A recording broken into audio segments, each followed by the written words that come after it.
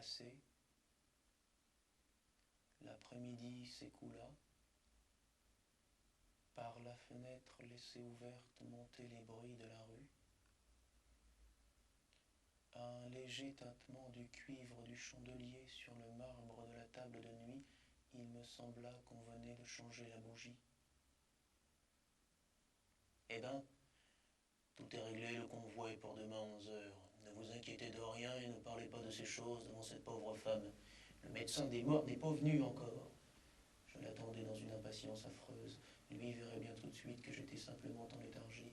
Il ferait le nécessaire, il saurait m'éveiller. Marguerite, vaincue par la fatigue, devait s'être assoupie. À 2 reprises, le jeune homme se leva.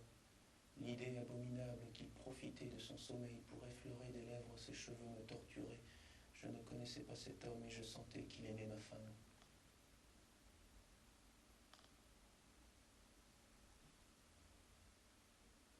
Ah, voici le médecin. C'était le médecin, en effet, il ne s'excusa même pas de venir si tard. Sans doute, il avait dû bien des étages à monter dans la journée. Le corps est ici? Oui, monsieur. Le médecin venait de s'approcher d'un pas rapide. Je le devinais, fatigué, pressé, impatienté. M'avait-il touché la main?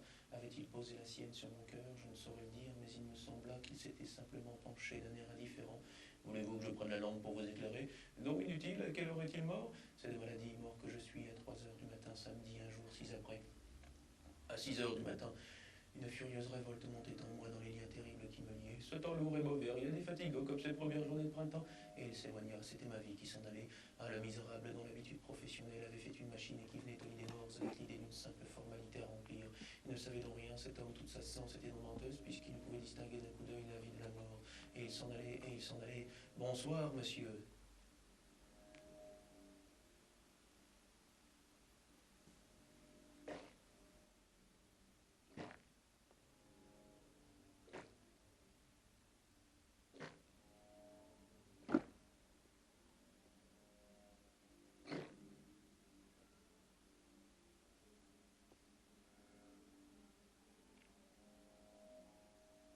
La veillée funèbre commençait. Personne ne parlait plus. Marguerite était là, couchée à demi, tandis que silencieux, dans l'ombre, assis devant elle, il la regardait. Je ne puis dire quelle fut mon agonie pendant la matinée du lendemain. Cela m'est demeuré comme un rêve horrible. Et à mesure que l'heure du convoi approchait, l'épouvante m'étranglait davantage.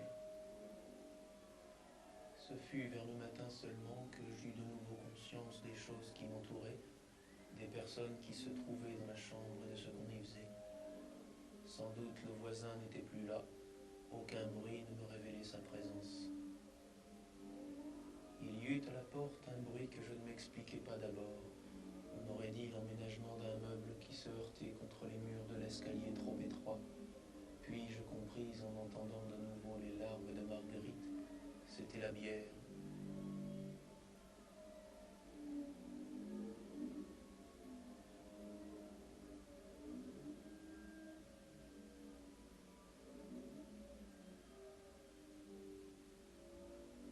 Vous venez trop tôt, posez ça derrière le lit. Quelle heure était-il? Dans 9 h peut-être, ainsi cette bière était déjà là, et je la voyais dans la nuit épaisse, toute neuve, avec ses planches à peine rabotées. Marguerite, malgré sa faiblesse, voulut me donner les derniers soins. Ce fut elle qui, aidée de la vieille femme, m'habilla avec une tendresse de sœur et d'épouse. Je sentais que j'étais une fois encore entre ses bras à chaque vêtement qu'elle me passait. Elle s'arrêtait, succombant sous l'émotion, elle m'étreignait, elle me baignait de ses pleurs. J'aurais voulu pouvoir lui rendre son étreinte en lui criant je vis, et je restais impuissant, je devais m'abandonner comme une masse inerte. Vous avez tort, tout ça est perdu. Laissez-moi, je veux lui mettre ce que nous avons de plus beau. Je compris qu'elle m'habillait comme pour le jour de nos noces. Puis elle retomba dans le fauteuil, épuisée par l'effort qu'elle venait de faire.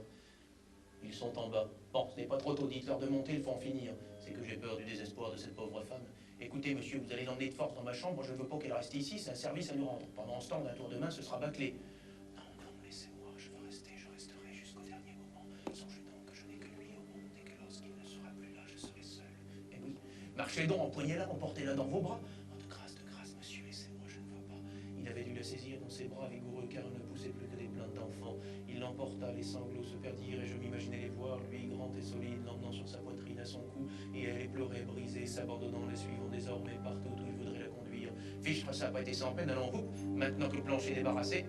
Dans la colère jalouse qui m'affolait, je regardais cet enlèvement comme un rapt abominable. Je ne voyais plus Marguerite depuis la veille, mais je l'entendais encore. Maintenant c'était fini, on venait de me l'apprendre, un homme me l'avait ravie avant même que je fusse dans la terre. Et il était avec elle derrière la toison, seul à la consoler, à l'embrasser peut-être. La porte s'était ouverte de nouveau, des palots marchaient dans la pièce. Dépêchons, dépêchons, cette petite dame n'aurait qu'à revenir. Elle parlait à des gens inconnus et qui ne lui répondaient que par des grognements. On tira la bière au milieu de la chambre, je compris, alors j'étais condamné puisque le réveil ne venait pas. Mes idées perdaient de leur netteté, tout roulait en moi dans une fumée noire et j'éprouvais une telle lassitude que ce fut comme un soulagement de ne plus compter sur rien. On a pas épargné le bois, la boîte est trop longue, eh ben, il y sera à l'aise. Je n'étais pas lourd et elle s'en félicitait car ils avaient 3 étages à descendre. J'étais allongé commodément et je me pus croire que je me trouvais encore sur le lit sans une gêne de mon bras gauche qui était un peu serré contre une planche. Ainsi qu'il le disait, je tenais très bien la dent grâce à ma petite taille.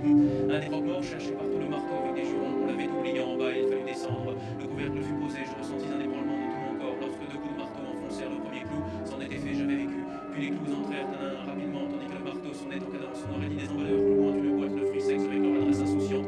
Dès lors, les bruits ne m'arrivèrent plus qu'assourdis et prolongés, résonnant d'une étrange manière, comme si le cercueil de sapin s'était transformé en une grande caisse d'harmonie. Descendez doucement, méfiez-vous de la rampe, on ne tient plus. On m'emportait, j'avais la sensation d'être roulé dans une mer houleuse. D'ailleurs, à partir de ce moment, mes souvenirs sont très vagues. On me tira du corbillard et ce fut bloqué tout de suite. Les bruits